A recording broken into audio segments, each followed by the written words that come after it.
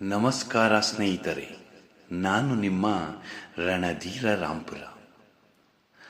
ಇಂದು ನಾವು ಕರ್ನಾಟಕದ ಇತಿಹಾಸದಲ್ಲಿ ಕ್ರಿಸ್ತಶಕ 345ರಿಂದ ಕ್ರಿಸ್ತಶಕ 365ರವರೆಗೆ ಬನವಾಸಿಯನ್ನು ರಾಜಧಾನಿಯನ್ನಾಗಿ ಮಾಡಿಕೊಂಡು ಮಹತ್ವದ ಮೈಲಿಗಲ್ಲಾಗಿರುವ ಕದಂಬ ಸಾಮ್ರಾಜ್ಯದ ಸಂಸ್ಥಾಪಕನಾದ ಮಯೂರ ವರ್ಮರವರ ಜೀವನಗಾಥೆಯನ್ನು ತಿಳಿದುಕೊಳ್ಳೋಣ. ಮಯೂರ ವರ್ಮನು ತಾಳಗುಂದದ ಬ್ರಾಹ್ಮಣ ಕುಟುಂಬದಲ್ಲಿ ಜನಿಸಿದವರು. ತಂದೆ ಬಂಧುಸೇನ, ತಾತ ವೀರಶರ್ಮ. ವೀರಶರ್ಮನೇ ಮಯೂರವರ್ಮನ ಗುರುವಾಗಿದ್ದ.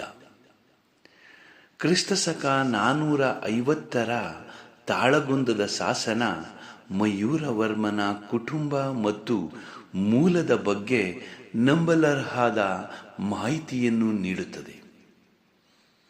ಕುಟುಂಬದ ಮನೆಯ ಪಕ್ಕ ಕದಂಬ ಮರ ಬೆಳೆದಿದ್ದರಿಂದ ಅವರಿಗೆ ಕದಂಬ ಎಂಬ ಹೆಸರಾಯಿತು ಎಂಬ ಶಾಸನ ತಿಳಿಸುತ್ತದೆ. ಯುವ ಮಯೂರ ಶರ್ಮ ಉನ್ನತ ವೇದಾಭ್ಯಾಸಕ್ಕಾಗಿ ಕಂಚಿಗೆ ತೆರಳಿದರು. ಆ ಕಾಲದಲ್ಲಿ ಕಂಚಿ ಪಲ್ಲವರ ರಾಜಧಾನಿಯಾಗಿತ್ತು. ಅಲ್ಲಿ ಪಲ್ಲವರ ಸೇನಾಧಿಕಾರಿಯಿಂದ ಅವಮಾನಕ್ಕೊಳಗಾದ ಮಯೂರ ಶರ್ಮ ತಮ್ಮ ವಿದ್ಯಾಭ್ಯಾಸವನ್ನು ತೊರೆದು ಕ್ಷತ್ರಿಯ ಧರ್ಮ ಸ್ವೀಕರಿಸಿದರು. ಈ ವಿಷಯವನ್ನು ತಾಳಗುಂದ ಶಾಸನ ಮತ್ತು ಗುಡ್ನಾಪುರ ಶಾಸನ ಉಲ್ಲೇಖಿಸುತ್ತವೆ. ಅವಮಾನವನ್ನು ಸಹಿಸದೆ ಸೈನ್ಯ ಕಟ್ಟಿ ಪಲ್ಲವರ ವಿರುದ್ಧ ತೊಡೆತಟ್ಟಿ ಹೋರಾಡಿದನು ಮಯೂರವರ್ಮ. ಪಶ್ಚಿಮ ಸಮುದ್ರದ ಅರಬ್ಬಿ ಸಮುದ್ರದಿಂದ ಘಟಪ್ರಭಾ ನದಿಯವರೆಗಿನ ಪ್ರದೇಶದಲ್ಲಿ ತಮ್ಮ ಆಧಿಪತ್ಯವನ್ನು ಸ್ಥಾಪಿಸಿದನು ಮಯೂರವರ್ಮ.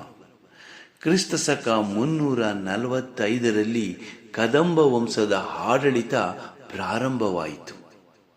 ಬನವಾಸಿಯನ್ನು ರಾಜಧಾನಿಯನ್ನಾಗಿ ಆಯ್ಕೆ ಮಾಡಿಕೊಂಡಿದ್ದ ಕದಂಬರ ಮೂಲಪುರುಷ ಮಯೂರವರ್ಮ.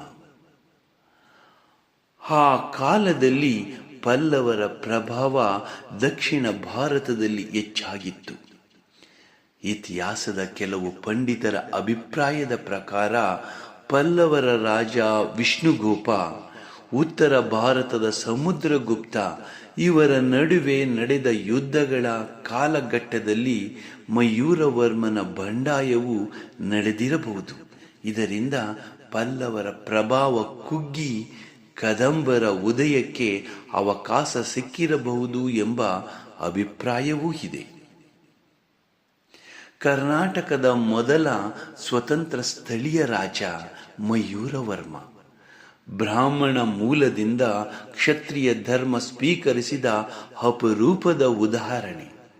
ಕರ್ನಾಟಕ ರಾಜಕೀಯ ಸ್ವಾಭಿಮಾನದ ಸಂಕೇತ ಮಯೂರವರ್ಮ.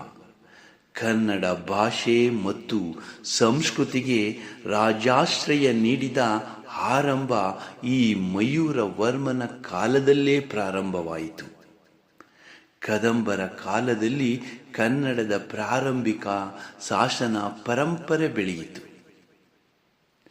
ಮಯೂರವರ್ಮನು ಕೇವಲ ರಾಜನಲ್ಲ, ಅವರು ಕರ್ನಾಟಕದ ಸ್ವಾಭಿಮಾನ, ಸ್ವಾತಂತ್ರ್ಯ ಮತ್ತು ರಾಜ್ಯ ಚೇತನದ ಮೊದಲ ದೀಪಸ್ತಂಭ.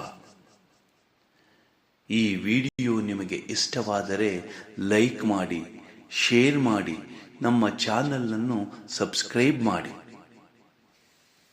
ಧನ್ಯವಾದಗಳು.